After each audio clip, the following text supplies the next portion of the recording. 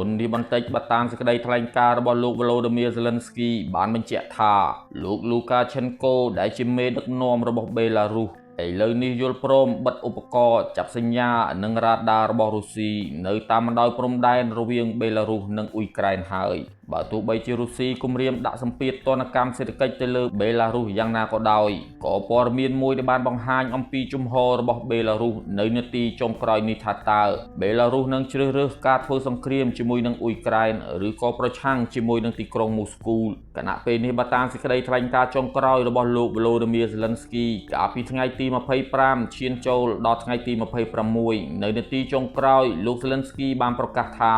លោក Lukashenko ឥឡូវនេះបានបិទប្រព័ន្ធរ៉ាដានិងឧបករណ៍ចាប់សញ្ញារបស់រុស្ស៊ីដែលមាននៅលើទឹកដីរបស់បេឡារុសទន្ទឹមនោះដែរលោក Lukashenko ក៏ត្រូវតែមានជំនួបជាមួយនឹងលោកពូទីនផងដែរហើយនឹងត្រូវបកស្រាយអំពីរឿងនេះប៉ុន្តែលោក Lukashenko បាននិយាយហើយនិយាយទៀតថាបេឡារុសនឹងមិនធ្វើឲ្យប្រទេសរបស់ខ្លួនធ្លាក់ចូលទៅក្នុងសង្គ្រាមរវាងរុស្ស៊ីនិងអ៊ុយក្រែននោះទេជាជំរឿដើម្បីស្ថិតនៅក្នុងស្ថានភាពព្យាក្រឹតលោកបានសម្រេចឲ្យមន្ត្រីយោធាបិទប្រព័ន្ធរ៉ាដានិងឧបករណ៍ចាប់សញ្ញាការបិទប្រព័ន្ធរ៉ាដានេះវាបានផ្ដល់ផលប្រយោជន៍ទៅឲ្យអ៊ុយក្រែនទៅហើយដែលធ្វើឲ្យអ៊ុយក្រែនអាចកាត់ផ្តាច់ការបញ្ជាដ្រូនឬក៏យន្តហោះគ្មានមនុស្សបើករបស់រុស្ស៊ីបានហើយជាការបង្កឲ្យអ៊ុយក្រែននេះទៅវិញទេដែលអាចមានលទ្ធភាពប្រើប្រាស់ដែនអាកាសដោយសេរីវាយប្រហារកាន់តែឆ្ងាយទៅក្នុងទឹកដីរបស់រុស្ស៊ីកន្លែងនេះហើយដែលគេមើលឃើញថាលោក Lukashenko បានប្រឆាំងជាមួយនឹងលោកពូទីនហើយបែរជាមកលំអោនដាក់ភាគីអ៊ុយក្រែនទៅវិញសម្រាប់រឿងនេះលោក Lukashenko ក៏បានរងសម្ពាធខ្លាំងណាស់ដែរ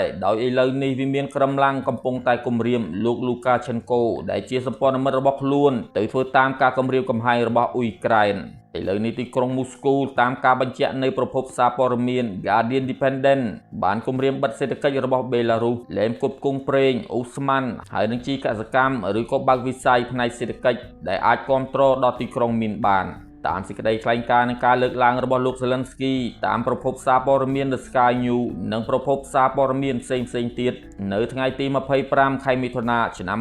2026នេះប្រធានាធិបតីអ៊ុយក្រែនលោក Volodymyr Zelensky បានបញ្ជាក់ប្រាប់អ្នកសារព័ត៌មានថាប្រព័ន្ធបញ្ជូនសញ្ញាឬគេហៅថា Signal Repeater Relay Station ដែលត្រូវបានរុស្ស៊ីដំឡើងនៅក្នុងទឹកដីរបស់បេឡារុសដើម្បីសម្របសម្រួលតម្រង់ទិសដៅនៃការវាយប្រហារដោយដ្រូននិងគ្រាប់មីស៊ីលមកលើអ៊ុយក្រែនទាំងយប់ទាំងថ្ងៃសម្រាប់ភាគីអ៊ុយក្រែននៅថ្ងៃទី19ខែមិថុនាលោក Zelensky បានដាក់ឱសានុវាតរយៈពេល1សប្តាហ៍ទៅកាន់មេដឹកនាំបេឡារុសគឺលោក Lukashenko និងព្រមានបេឡារុសឲ្យត្រូវតែបិទឬក៏រុះរើឧបករណ៍ទាំងនោះហើយបើមិនដូច្នោះទេកងទ័ពរបស់អ៊ុយក្រែននឹងកំទេចវាដោយខ្លួនឯងយោងទៅតាមរបាយការណ៍របស់អគ្គមេបញ្ជាការនៃកងកម្លាំងកងទ័ពអ៊ុយក្រែនលោក Alexander Sisky និងកងទ័ពភ្នាក់ងារសម្ងាត់របស់អ៊ុយក្រែនបានបញ្ជាក់ថាឥឡូវនេះបេឡារុសបានសម្រេចចិត្តបិទប្រព័ន្ធឧបករណ៍ទាំងនោះតាំងពីថ្ងៃទី22ខែមិថុនាទោះបីជាយ៉ាងណាក៏ដោយលោក Zelensky បានកត់សម្គាល់ថាអ៊ុយក្រែនមិនទាន់ដឹងច្បាស់ថាតើ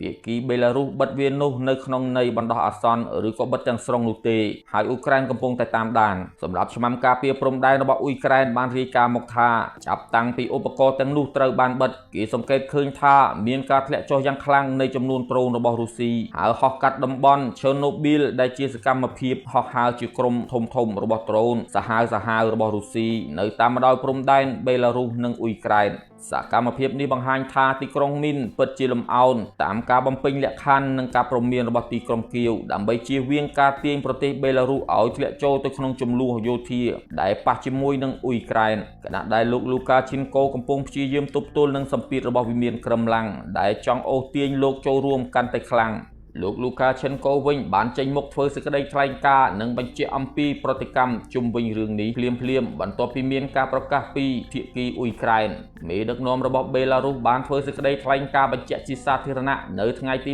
25ខែមិថុនាឆ្នាំ2026សម្រាប់លោកជាមេដឹកនាំបេឡារុសលោកបានបញ្ជាក់នៅមុខកញ្ចក់ទូរទស្សន៍ថាលោកបានព្រមានអ៊ុយក្រែនយ៉ាងមុតមាំអំពីការព្យាយាមអូសទាញប្រទេសរបស់លោកចូលទៅក្នុងសង្គ្រាមនោះឡើយទោះបីជាមានភាពតានតឹងនៅតាម តាមបណ្ដោយព្រំដែនក៏ដោយលោកទម្លាយដឹងមុនថាមុនពេលឈានដល់ការបិទឧបករណ៍ទាំងនេះតំណាងរបស់លោក Zelensky បានធ្វើដំណើរមកកាន់ទីក្រុងមីនកាលពីពេលថ្មីៗនេះដើម្បីពិភាក្សាផ្ទាល់អំពីបញ្ហាព្រំដែននិងឧបករណ៍បញ្ជូនសញ្ញាដ្រូនទាំងអស់នោះរួចទៅហើយនេះគឺជាការសហការគ្នារវាងលោក Lukashenko ទើបតែថ្លែងធ្វើការសុំទោសជាសាធារណៈទៅកាន់លោក Zelensky កាលពីថ្ងៃទី15និង16ខែមិថុនាចំពោះសេចក្តីអសុរោះកន្លងមកនៅក្នុងសេចក្តីថ្លែងការណ៍កាលពីខែមិថុនាលោក Lukashenko តែងតែព្យាយាមធានាចំពោះអ៊ុយក្រែនថាកងទ័ពរបស់បេឡារុសនឹងមិនចូលរួមប្រយុទ្ធនៅក្នុងសង្គ្រាមនោះទេហើយអ៊ុយក្រែនក៏គ្មានអ្វីត្រូវខ្លាចទាល់តែសោះអំពីប្រទេសរបស់លោកការសម្រេចចិត្តបិទឧបករណ៍បញ្ជូនសញ្ញារបស់រុស្ស៊ីដើម្បីជៀសវាងនឹងការវាយប្រហាររបស់អ៊ុយក្រែន